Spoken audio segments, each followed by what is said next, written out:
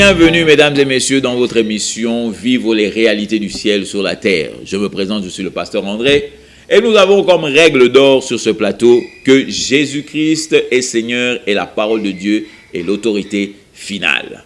Alors nous sommes toujours en train de discuter de notre sujet du moment qui est la nature de Dieu au-dedans de toi. En effet, lorsque tu décides d'accepter Jésus-Christ comme Seigneur et Sauveur dans ta vie, Dieu fait tout un travail au-dedans de toi. Et il enlève, comme on dit, il a enlevé et il te donne un cœur d'amour. Il te donne un cœur qui vient directement de lui. Dieu change la nature qui est au-dedans de toi et Dieu directement en fait de toi une nouvelle nature. Alors, comme nous le disions hier, que l'un des problèmes que nous avons aujourd'hui dans l'Église, c'est ce qu'on appelle la conscience remplie de péché. Je me rappelle un jour, je me promenais, j'étais avec un frère qui est venu me chercher, il voulait que je vienne assister à un culte dans son église. Alors, il y avait entre ma maison et son église, c'était au moins plus d'une heure de distance en voiture. Alors, pendant qu'on était dans la voiture, moi j'étais assis, je ne disais rien, j'écoutais le frère. Le frère lui-même dans la voiture a commencé à insulter son pasteur. Le frère lui-même dans la voiture a commencé à dire tout ce qui ne fonctionnait pas dans son église. Le frère lui-même a commencé à dire que non, le pasteur fait ceci, fait cela, tout ça. Donc lui-même a commencé à relater tout ce qui ne fonctionnait pas dans son église. Moi j'étais là seulement, je l'écoutais. Maintenant, quand on arrive devant l'église, avant qu'on descende de la voiture, ce frère me dit, bon mon frère, demandons pardon à Dieu. Je dis, mais mon frère, pourquoi moi je vais demander pardon à Dieu pendant que c'est toi qui as péché contre ton église? Et c'est exactement ce qui se passe aujourd'hui avec les chrétiens. Les chrétiens croient parce qu'ils sont dans un endroit où les gens sont en train de pécher, alors tu dois demander pardon pour les péchés. Non, mon frère, si tu n'as pas péché, tu n'as pas participé à ce que ces gens font, alors pourquoi tu vas demander pardon pour les péchés? Alléluia. Regardons Jésus-Christ. Est-ce que Jésus-Christ, vous avez vu un endroit, quand Jésus-Christ priait, il disait pardon Seigneur, car je suis avec des pécheurs autour de moi. Tout ça, papa. Ah, papa, pardon. Non. Jésus-Christ parlait avec Dieu. Jésus-Christ n'avait pas peur. Jésus-Christ déclarait. Jésus-Christ, sa vie. Vous savez, il faut que nous puissions comprendre certaines choses en ce qui est, par exemple, de ce qu'on appelle la repentance. Alléluia. Le mot repentance aujourd'hui a eu vraiment une très mauvaise image parmi les chrétiens. D'ailleurs, un chrétien, dès que tu lui dis le mot repentance, Akangi déjà misou. Il ferme les yeux. Il commence déjà à rechercher quels sont les péchés qui sont dans sa vie. Mais si vous regardez bien dans le Nouveau Testament, le mot repentance n'a jamais été synonyme de péché. Le mot repentance veut dire, le mot grec qui a été utilisé, qu'on a traduit, que Louis II a traduit et les autres traducteurs francophones ont traduit, ils ont appelé ça, c'est le mot grec qui veut dire métanoïa. Écoutez-moi bien, métanoïa. Donc, c'est-à-dire que changement de mentalité. Alléluia. Vous allez dire, ah non, le pasteur André, il est sponsorisé par le gouvernement, il parle du changement de mentalité. Non, ce n'est pas le gouvernement qui a inventé le changement de mentalité. C'est Jésus-Christ quand il est venu. Il a dit, il est temps de changer votre mentalité. Il est temps de changer votre façon de réfléchir. Le mot vient de deux. Nous avons le mot méta et nous avons noia. Nous avons le mot méta qui parle de, d'où nous avons tiré le mot en français, par exemple, le mot métamorphose. Noia nous parle de la pensée. Alléluia. Donc on a dit métanoïa, c'est-à-dire transformation complète de la pensée, de la façon de réfléchir, la zone dans laquelle tu travailles toutes les informations qu'il te donne. Maintenant, ce que Jésus-Christ est en train de te dire, la façon dont tu travailles les informations dans ta tête là, ce n'est pas bon. Et je veux que tu changes ça. Et tu vas changer ça comment? En te repentant. En repentant, en faisant quoi? en croyant en l'évangile. Alléluia. Une chose que je donne toujours quand je parle de la repentance, allons dans la Bible. Alléluia. N'oubliez pas votre bic, votre bloc-notes et votre bic. Alléluia. Allons dans Marc, chapitre 1. Je vais vous montrer quelque chose qui va beaucoup vous aider en ce qui est de la repentance. En ce qui est de la repentance. Marc, je lis à partir de Darby, et si vous avez lu second, ne vous en faites pas, l'idée restera la même. Maintenant, regardez ceci. Marc 1, au verset 14. Je vais vous lire à partir du verset 14. La Bible dit ceci. Mais après que Jean eut été livré, Jésus vint en Galilée prêchant l'évangile du royaume de Dieu et disant, le temps est accompli et le royaume de Dieu s'est approché. Repentez-vous et croyez à l'évangile. Repentez-vous et croyez à l'évangile. Maintenant, le mot qui est utilisé ici, c'est quoi? Métanoïa. Métanoïa vous. Alléluia. Changez. Maintenant, le mot méta, comme je vous ai dit, c'est le mot dans lequel nous retrouvons le mot métamorphose. Et quand on parle de la métamorphose, alléluia, si vous êtes avec moi, écoutez bien ce que la Bible dit. Quand on parle de métamorphose, on voit un papillon. Le papillon, c'est-à-dire que le papillon qui passe de chenille à papillon. Chenille à papillon. Quand la métamorphose se passe, le papillon ne redevient plus jamais, écoutez-moi bien, le papillon ne redevient plus jamais chenille. C'est ça qu'on appelle métanoïa, la transformation de votre façon de réfléchir. C'est-à-dire que si vous permettez à la parole de Dieu de changer votre façon de réfléchir, vous ne réfléchirez plus jamais comme avant. Les gens me diront, ah mon frère, est-ce que cela c'est possible? Oui, cela est possible. C'est pour ça que Jésus-Christ a dit, si vous demeurez en moi et que mes paroles demeurent en vous. Quand on parle de demeurer, ce n'est pas aller à l'église les dimanches.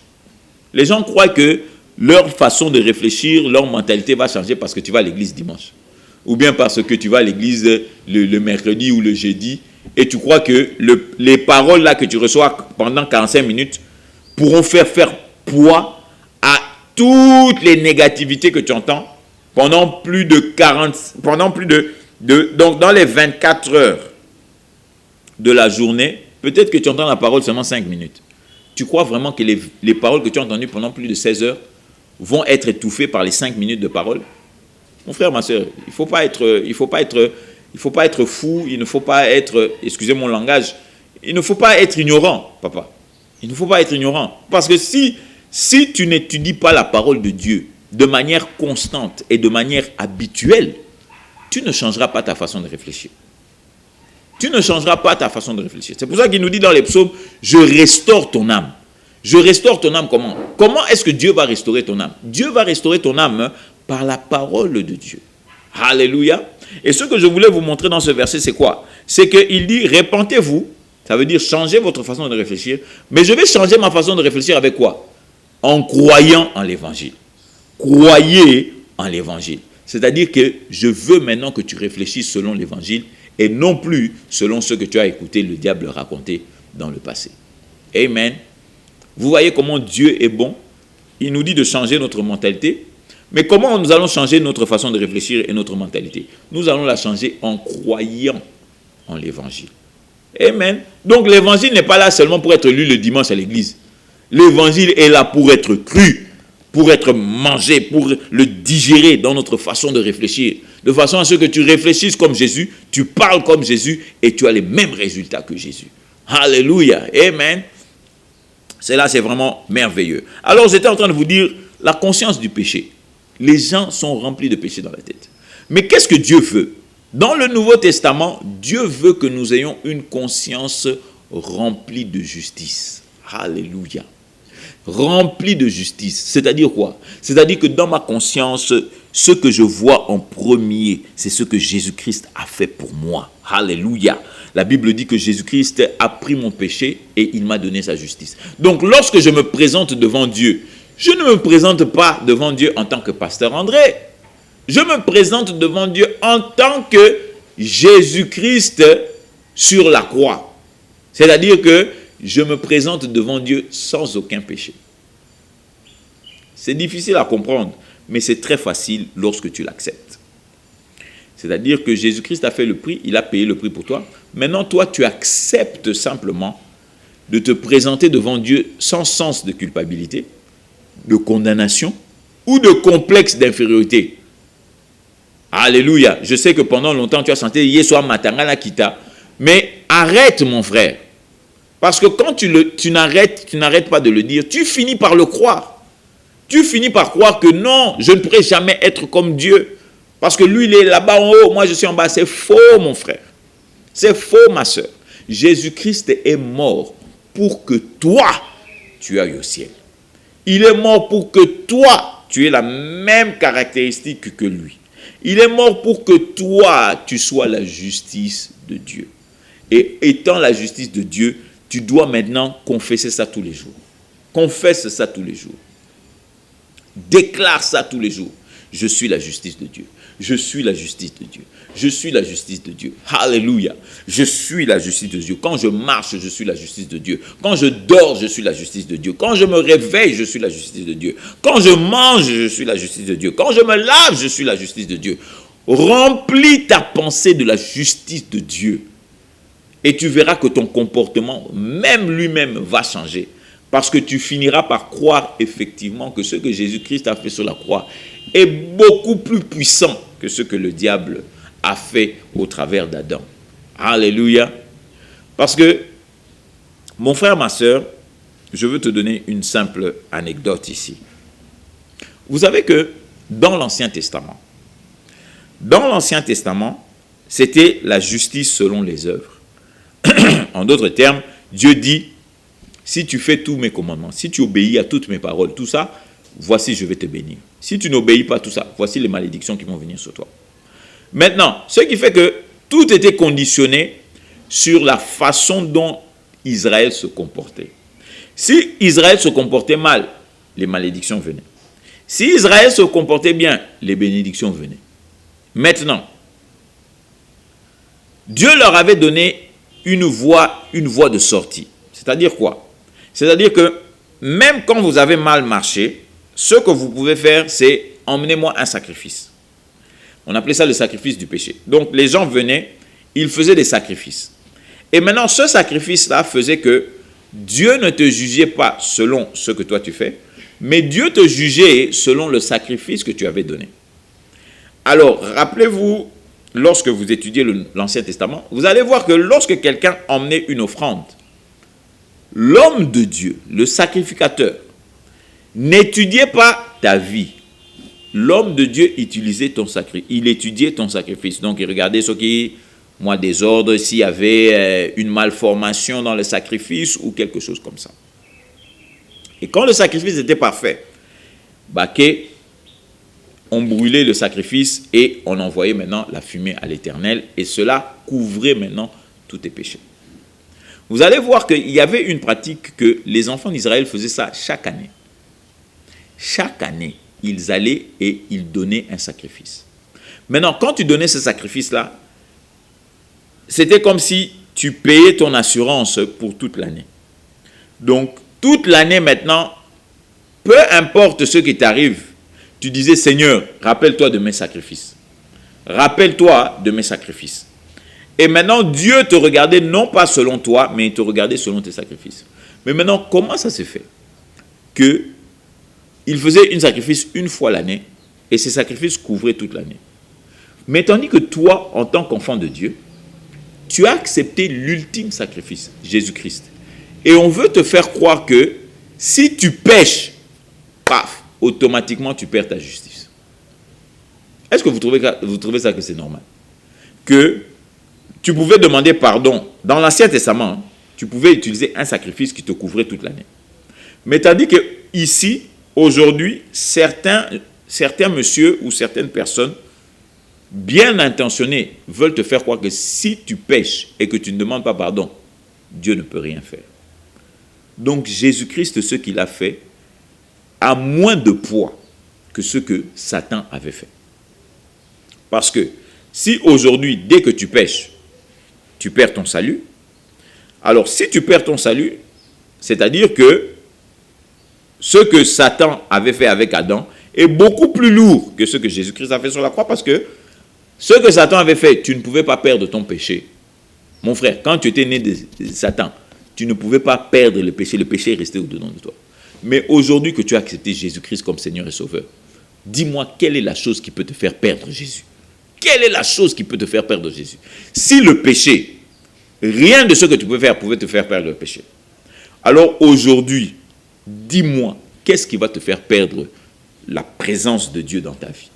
Alléluia, on en parlera encore plus et nous allons découvrir encore plus de choses par rapport à la justice de Dieu. Voici que le temps s'est avancé. Mon frère, ma soeur, je voudrais simplement te dire que le plus beau cadeau du ciel, même dans tout ce que je dis ici, le plus beau cadeau, c'est de recevoir Jésus-Christ comme Seigneur et Sauveur.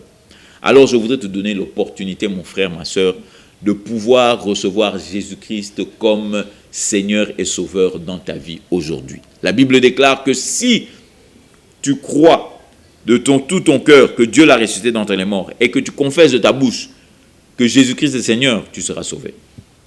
Alors mon frère, ma soeur, je veux que tu puisses répéter avec moi, que tu fasses cette prière avec moi. Sincère, peu importe l'endroit là où tu es.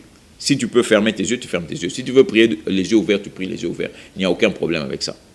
Alors je vais prier avec toi, tu vas répéter si tu le veux. Alléluia. La Bible dit, Père éternel des armées, aujourd'hui j'ai entendu ta parole et je crois effectivement que tu es le Dieu vivant et tout-puissant. Maintenant, Père, je veux que, selon ta parole, la Bible dit que si je crois que Dieu t'a ressuscité d'entre les morts et que je te confesse comme Seigneur de ma bouche, la Bible dit je suis sauvé. Alors, Père éternel, je choisis aujourd'hui de le dire de ma bouche que tu es mon Seigneur. Alléluia. Et je choisis, Père éternel, de croire de tout mon cœur que Dieu t'a ressuscité d'entre les morts. Et la Bible dit que si je l'ai fait, je suis sauvé. Alléluia mon frère, alléluia ma soeur, amen. Tu es effectivement sauvé en ce moment. Alors je voudrais t'encourager de trouver une bonne église, d'aller dans un endroit où Jésus-Christ est prêché et la parole de Dieu est étudiée, afin que tu puisses apprendre les réalités du ciel et que tu puisses les vivre sur cette terre. Alors je suis le pasteur André, vous rappelant que Jésus-Christ est Seigneur et que la parole finale lui appartient. À nous revoir et à la prochaine.